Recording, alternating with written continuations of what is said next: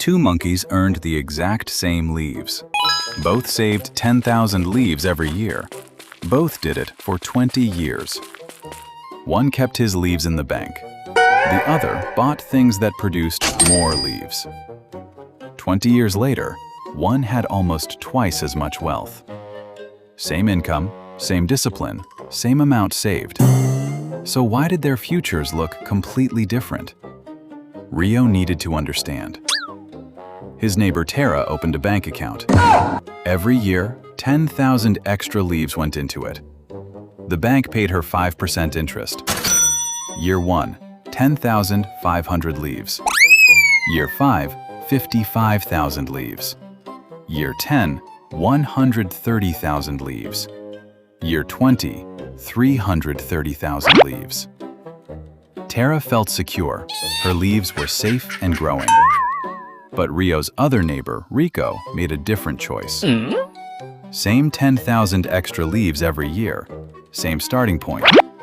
Instead of a bank account, Rico planted fruit trees, bought forest plots, and started small businesses. These things produced leaves. Year 1, assets returned 500 leaves. Year 5, assets returned 8,000 leaves. Year 10, assets returned 40,000 leaves. Year 20, Rico's investments had grown to nearly 573,000 leaves. Rico's original investments had compounded. They had multiplied.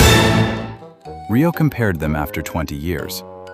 Tara, 330,000 leaves.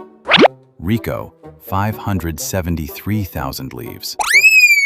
Both had saved the same amount for the same 20 years, but their destinations were radically different.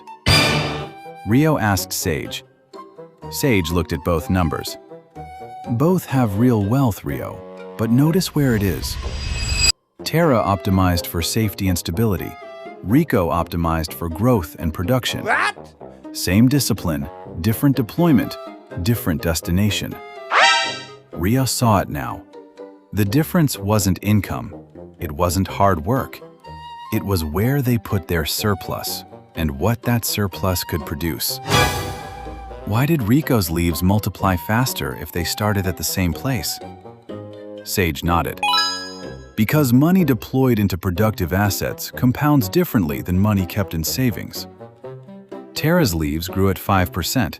For this example, Rico's investments averaged roughly 10% a year. Small difference in rate of return, enormous difference over 20 years. Rio understood the math, but something else troubled him.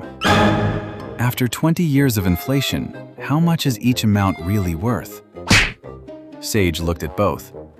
If inflation averaged roughly 3.5% for those 20 years, Tara's 330,000 leaves would have the purchasing power of roughly 165,000 leaves from year 1. Rio's chest tightened.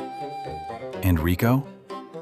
Rico's 573,000 leaves would have the purchasing power of roughly 286,000 leaves from year 1. Neither number was what it looked like, but the gap had actually grown wider. Tara had lost purchasing power. Rico's wealth had grown faster because his assumed investment return was higher than inflation. Rio realized something that changed his perspective. Tara optimized for safety. Rico optimized for growth. Both succeeded at what they chose, but one question burned in Rio's mind. What happens to Tara's leaves after she gives them to the bank? The bank doesn't simply let them sit there. So where do they go? Rio had discovered the first rule of wealth building. Same income, same savings rate, same time. Different deployment creates different outcomes. Tara chose security.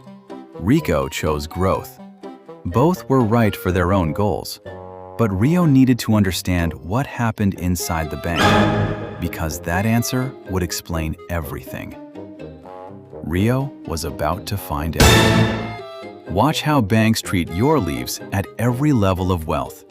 Discover what happens to Tara's savings after she hands them over. Click on your screen now. Subscribe and follow Rio as he discovers the deeper mechanisms of wealth.